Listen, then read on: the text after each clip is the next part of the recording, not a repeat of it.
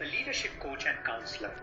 This channel supports your professional and personal development as a leader with research-based and practice-focused learning. And we bring you the best career and life advice from guests who've been there and done that successfully. And now, our session today.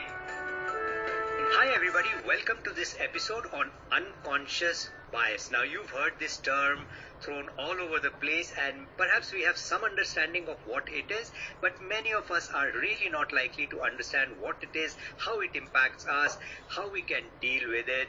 And so to shed light on our own unconscious biases and their impact, we have with us today Dr. Abhay Valsangkar.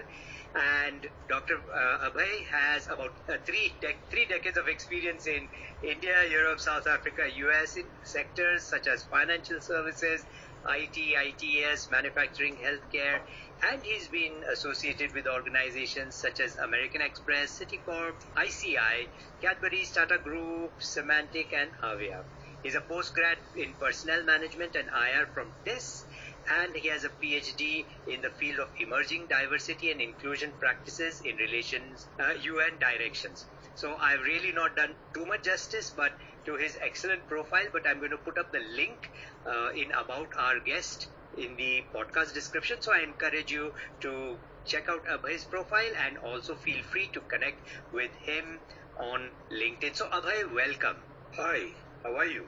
I'm doing very well, and we are excited to have you talk about something that we normally don't talk about. And I thought, given your background, you would be really somebody who would be able to shed light on this.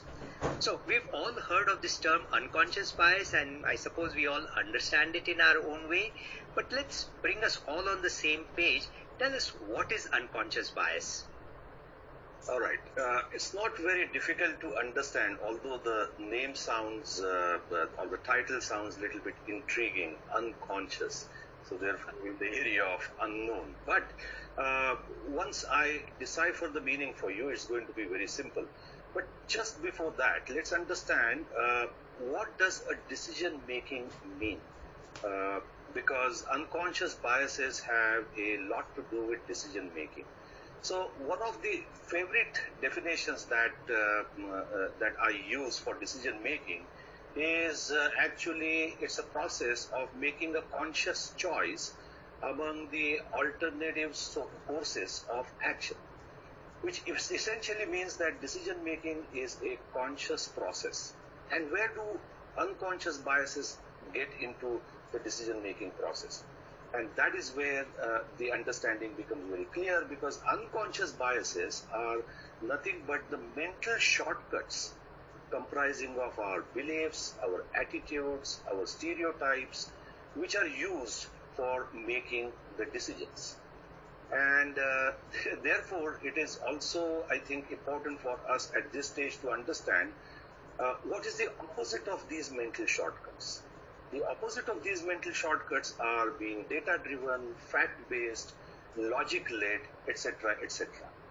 So, therefore, unconscious biases should always be understood in the context of decision-making, because these unconscious biases we adopt unconsciously and apply them as shortcuts to decision-making. All right, I get that. That's very, very well explained. So give us some examples of how this actually works. So unconscious biases actually play out in every part of our lives. I am essentially going to take some examples from the corporate life. But when I give you those examples, it will be easier for all of us to understand that they are pretty much applicable to our regular life as well. So let's say in corporate life, we see them playing out in hiring decisions, promotion decisions, the networking choices that we make, the supplier selections that we make, team selections, or to the extent of accepting or rejecting team recommendations. Everywhere unconscious biases actually play out. To give you some examples, let's say there is an interviewer who is sitting in an interview panel and interviewing a candidate, and the candidate actually resembles his mother-in-law's face. Gaya, kam se gaya. There is no way that candidate is getting accepted. Uh, although it's a lighter kind of example, but let's say slightly more serious example could be that you are sitting in an interview panel and there is a gentleman who is sitting in front of you wearing a bold floral tie, and suddenly some of the unconscious biases start working on the interviewers. Is he a show-off? If he is a show-off, then obviously he is a work shirker. Or is he gay? Now, all these are actually unconscious biases. And the examples that I've given you so far is actually in the category of what is called as Horn effect, which means that there are certain negative emotions that get triggered in the minds of a person who is holding those biases, and then they make certain actions, take certain actions based on those biases, which is where there is that linkage with the decision making that I talked to you right at the beginning. Or let's take another example, that we meet someone who is from your own alma mater, and suddenly you start finding that person to be very good, because your conception of your alma mater and your understanding or your belief that I am good, therefore everybody who is coming from same alma mater has to be good.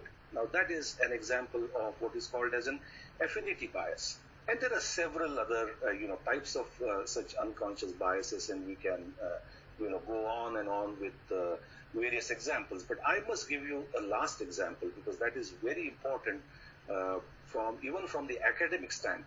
Let's say you are working in a corporate, and your boss joins you, newly appointed boss, and it is your boss's first day. You have not met him ever, and he sends a word saying that could we meet, and you enter his cabin, extend your hand for a handshake, and for the first time you look at his eyes.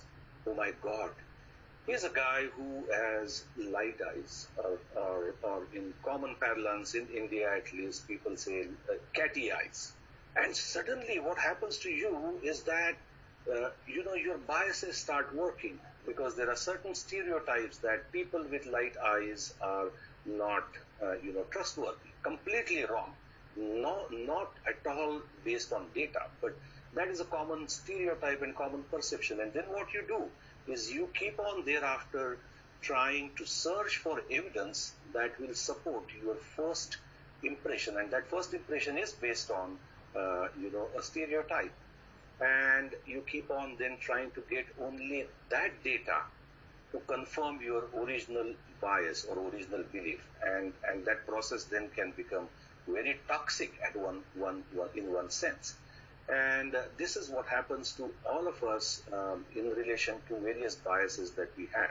And there was a very good academician called Chris Argyris, who created what is called as ladder of inference, which is where he actually showed that even if there is data in front of you, you only choose to look at that data that supports your either biases or beliefs, and therefore you keep on taking shortcuts and not you don't stay true to the real data that is in front of you. So that's what unconscious bias is all about. All right, so I get the impact that it can have in our organization life. Any examples come in terms of personal life? I'm thinking about my own self, and I say every time I meet one of my son's girlfriends, I have a whole bunch of unconscious biases getting triggered.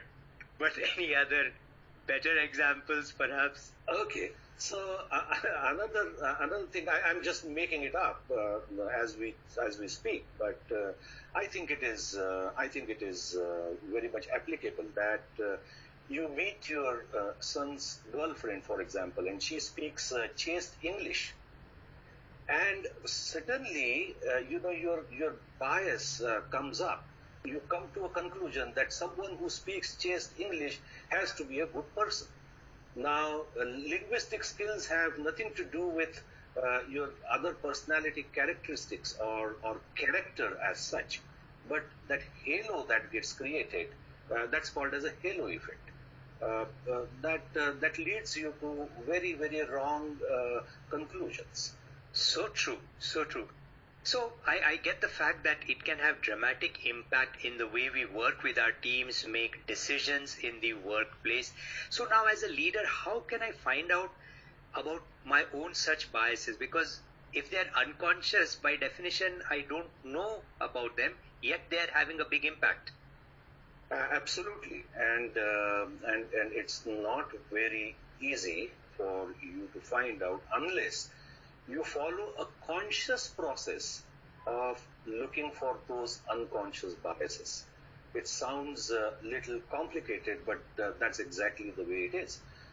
In fact, for that matter, as a standard rule, anything that affects you and your behavior and its impact on the situation around you or on the people around you, you really have very limited choices, and there are only, really speaking, there are only two streams of choices. One is self-assessment, and the other one is feedback from the others. So when I talk about self-assessment, really, you have to be very observant about what you do in certain situations and see whether you are creating certain patterns.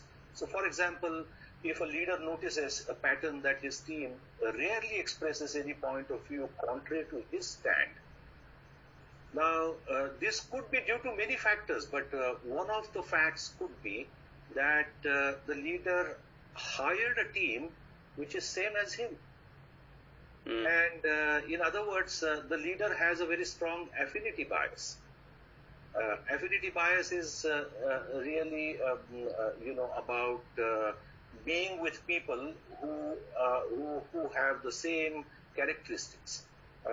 Now, when the leader in such a situation reflects or goes through a conscious process of self-reflection and insightful observations, he himself will know that he is developing some kind of a bias. Or you can, really rely on some people and tell them or request them to give you feedback on your behavior to find out whether they see any kind of patterns in your behavior.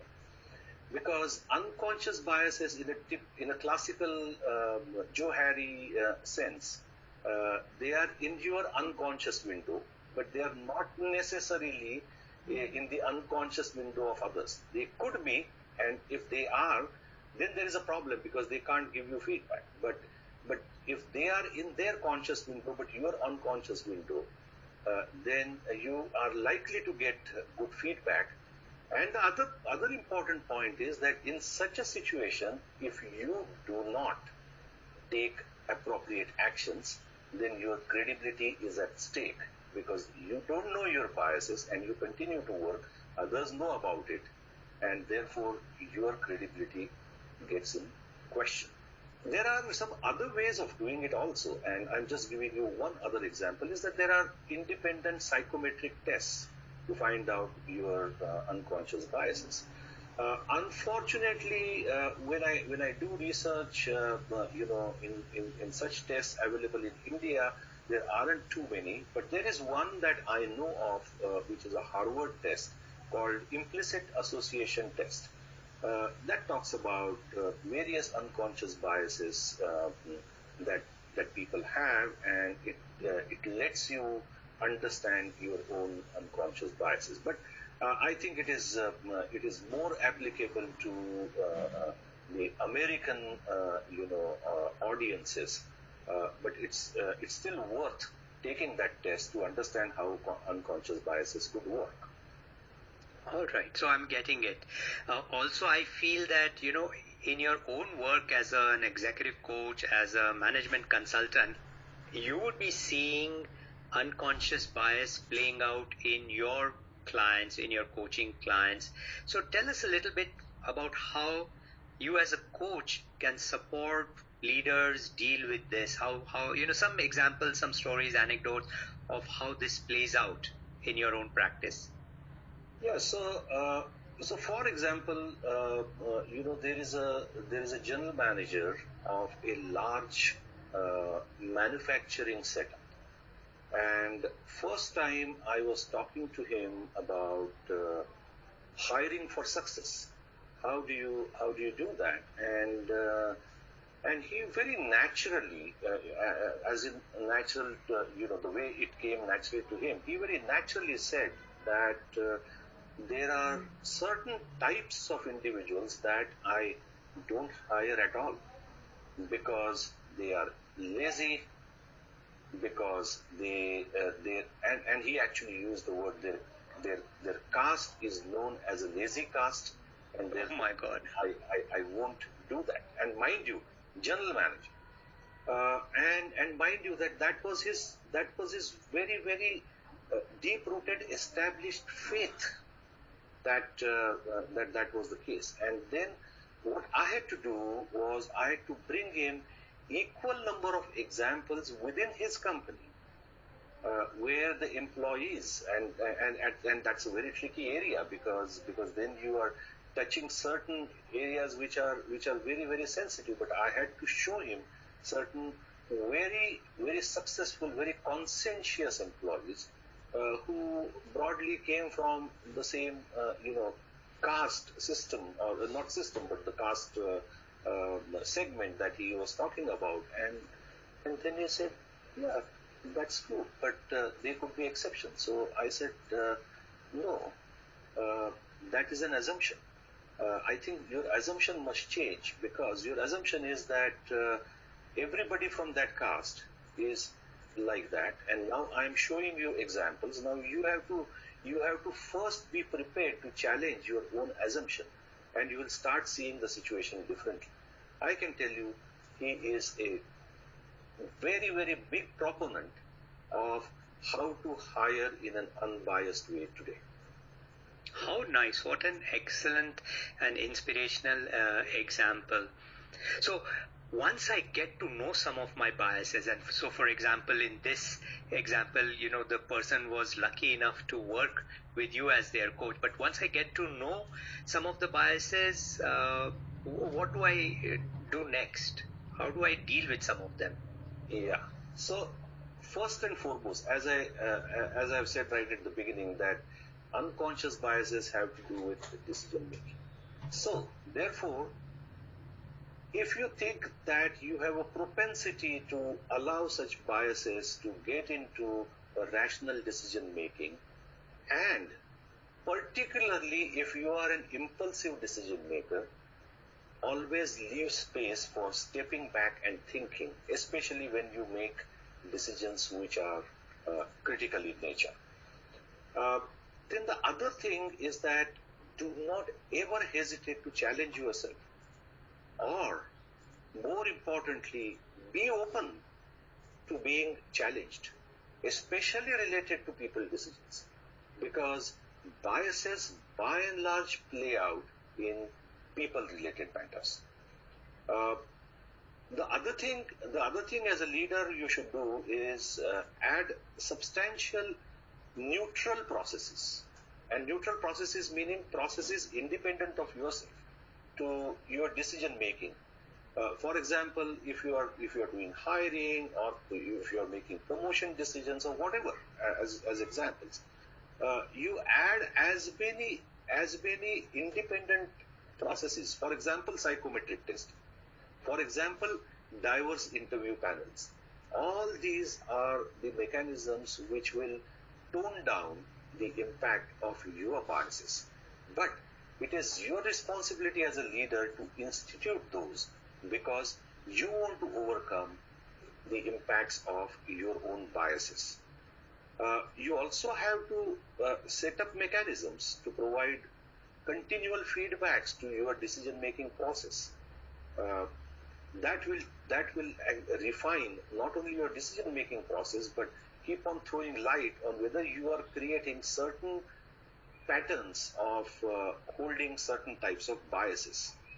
Apart from that, be conscious in spreading inclusive approach across the entire sphere of your influence.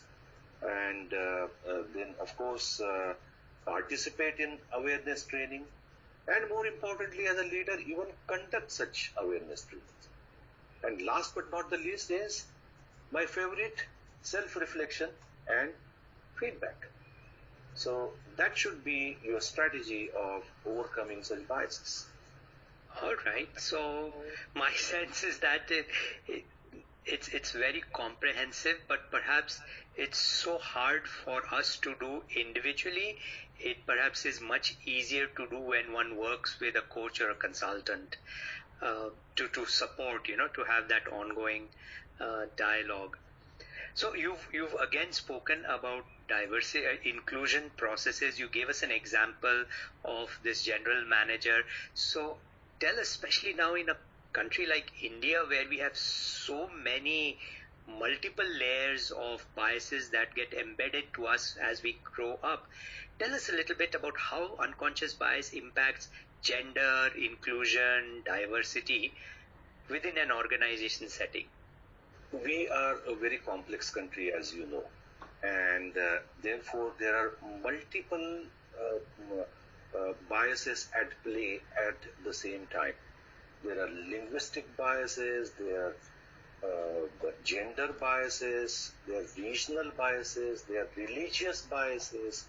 And these are just the illustrative examples of such biases. And therefore a role of a diversity and inclusion professional in India becomes very, very, what should I say, very critical in terms of the organizational effectiveness, in terms of not only delivering a higher performance from the business point of view, but also creating equitable systems so that every person who participates in the organizational process has an equal opportunity to succeed. So, can you give us examples of how this actually works in our culture, in organizations in India? What have you seen happening which is not so good? What have you seen happening which is perhaps good examples? So, any stories around this? So, I will tell you, we have come a long way, and in a good sense as well. So I will first tell you a good story. Way back in 80s, when I joined an organization, we used to routinely do urine examination test of all the women as a pre-employment medical test.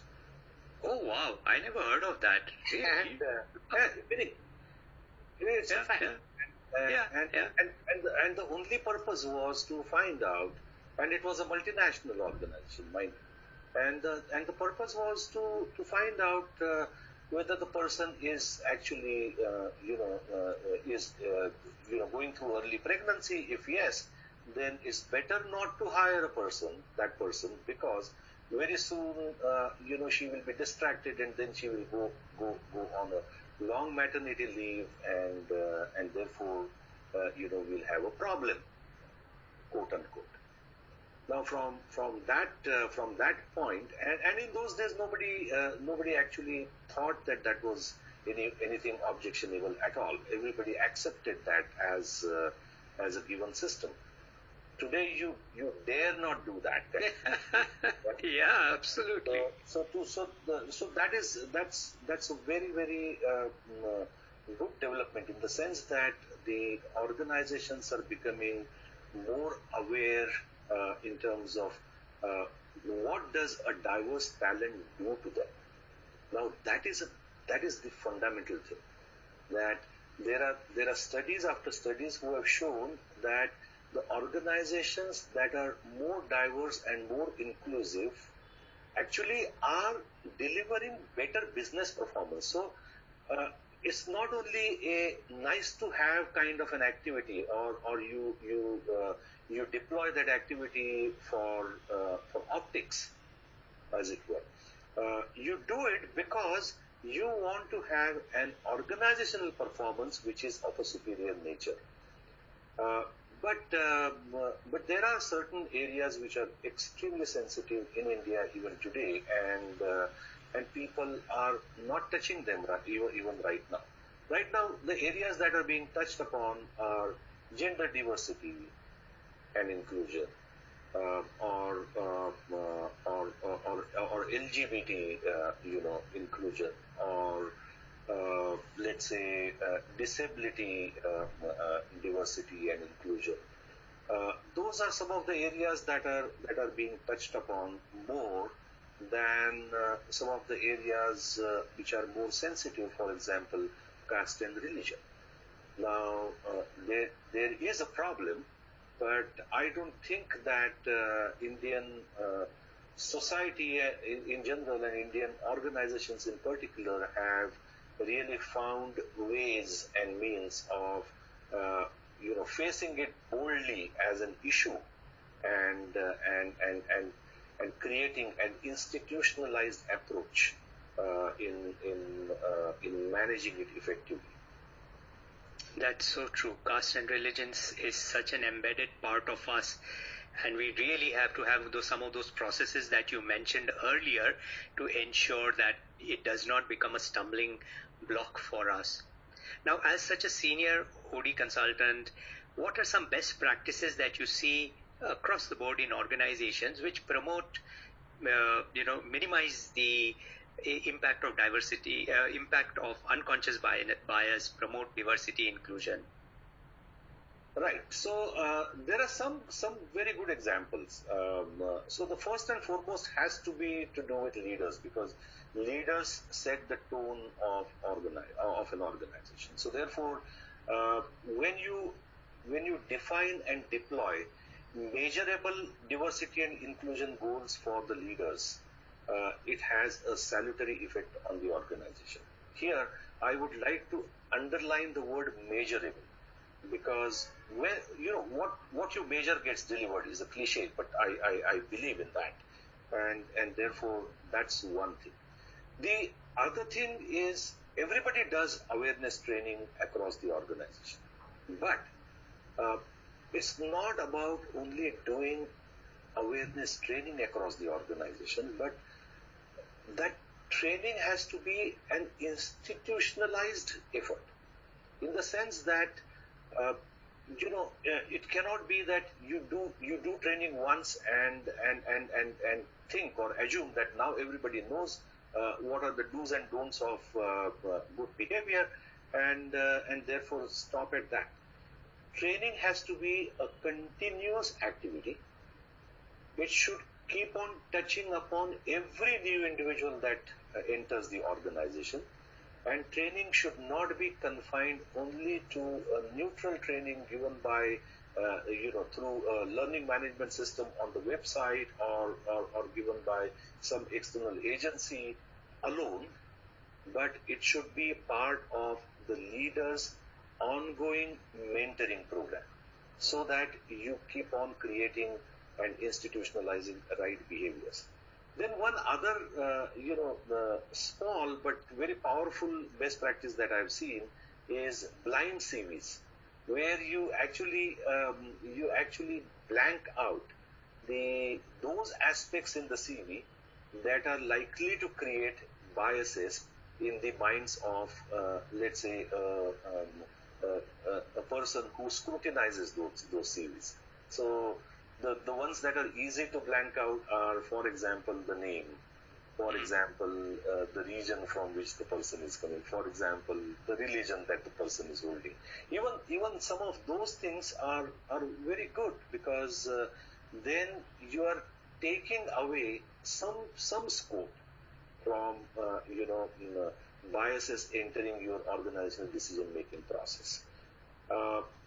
Then other best practice that I'm noticing these days is that Employee resource groups is something that is known to everybody, but making leaders sponsors of such employee resource groups is actually having good impacts, because employee resource groups then feel empowered to make an impact through their work, and they are not just, once again, nice to have kind of groups, but they are the groups who are empowered by their leadership to make appropriate impacts on certain agendas that they advance. So, for example, there could be a gender agenda or a multi-generation agenda or a multiculturalism agenda, whatever that is. Such groups need sponsorship, and that I'm seeing as an emerging best practice. Oh, nice. So, Abhay, up to now, we've been talking at an organization level, but as we bring our conversation to a close, I want to get down to a very individual and personal level. So, as an employee, if I get a sense that some unconscious bias is impacting me, perhaps my bosses, some biases are really impacting me, how do I deal with it? Answer is simple, but the implementation is difficult. Answer is, in one word, speak up. Okay? Because if you are a sufferer, then the first person who should help you is you yourself. And therefore, speaking up is very, very important. But speaking up in a manner that is compliant with the organizational channels. So, for example, if you are suffering from a particular thing which is not good, then talking about it in a company cafeteria is not the right thing. But your organization may have let's say a HR department. Go to them. If you think that HR department is not the right place, then there will be alternate channels of grievance raising within the organization. Every organization these days have those channels, and many a time those channels are anonymous channels. So therefore, you don't have to really worry about. There are many organizations who have ombudspersons. So depending upon what channels that are available within your organization, utilize every channel that is available, and try and get justice to your sufferings. It is, as I said, it is easier said than done, but if you don't do it, nobody else is going to do it for you. And most importantly, that when you get into leadership positions, do not ever perpetrate such behaviors that you had to face when you were in a more vulnerable situation. That is very, very important. Yeah. Absolutely. Because as they say in Hindi, saas bhi kabhi bahu thi. So true. So, Abhay, speak up is such an important aspect, because it's quite likely that there would be others who are experiencing the same challenges, and everybody is keeping quiet, so someone has to speak up. And I have seen many examples of very strong multinational companies where a particular leader was not as respectful as he should have been to his women team members, but as they spoke up to their HR partners and all, the sort of voice got collated, and that HR leader was given feedback in a very constructive way, and he was then given a coach to work with on this particular issue, and the issue, and the organization and everybody dealt with that issue in a very constructive way. So speak up, I think, is a very strong encouragement. So Abhay, as we bring our conversation to a close, what are some key messages that you'd like to leave with our listeners? Not too many, but I would like to really summarize what we have been discussing so far. So, really speaking, three key messages. One is that let us accept that each one of us has biases. So, therefore, don't be defensive about your biases. Work on them. My second message would be that management of biases begins with bringing unconscious level of those, bringing the unconscious to the level of consciousness. Because till such time they are at the unconscious level, you can't do anything about it.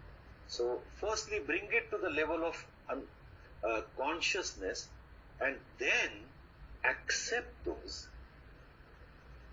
and take action. So, three-step process.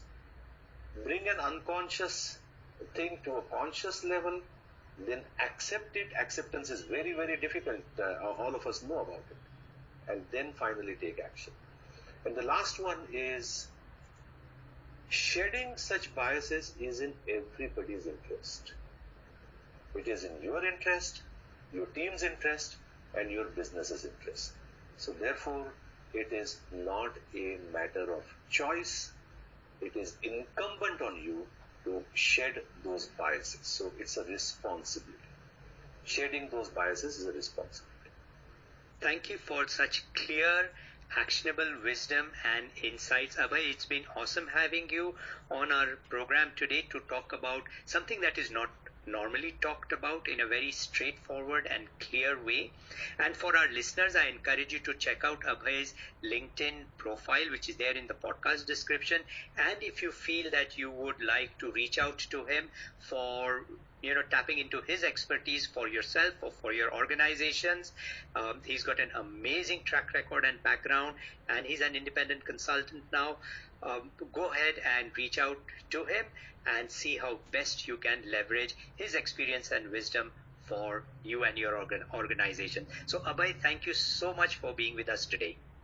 Thanks a lot, and I enjoyed every bit of our discussion. Thank you.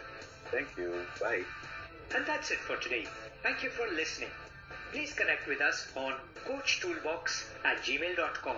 We'd love to hear from you. And don't forget to follow, subscribe, and review this channel. Details of our ICF-approved coach training programs and our services as executive coaches and coaching supervisors are on www.globalcoachtrust.org. See you in our next session.